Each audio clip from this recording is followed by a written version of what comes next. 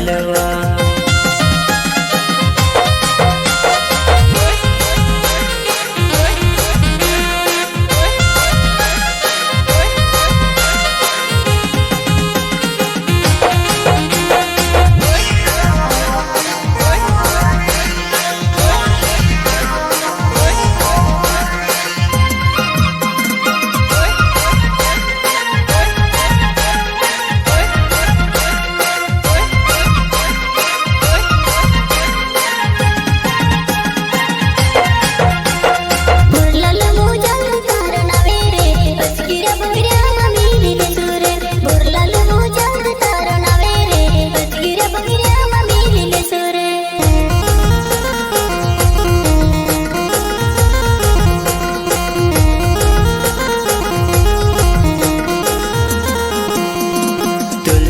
बमेणे मारो नवेवो टाक्या पानी गाम रोहने वालो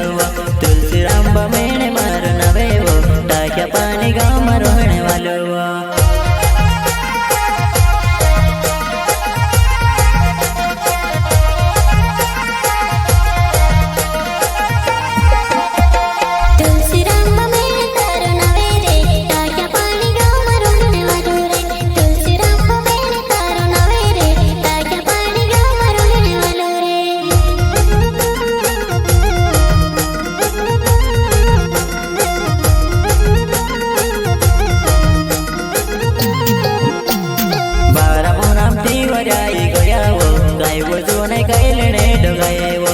बुआ खरिया खोदुर अंगुर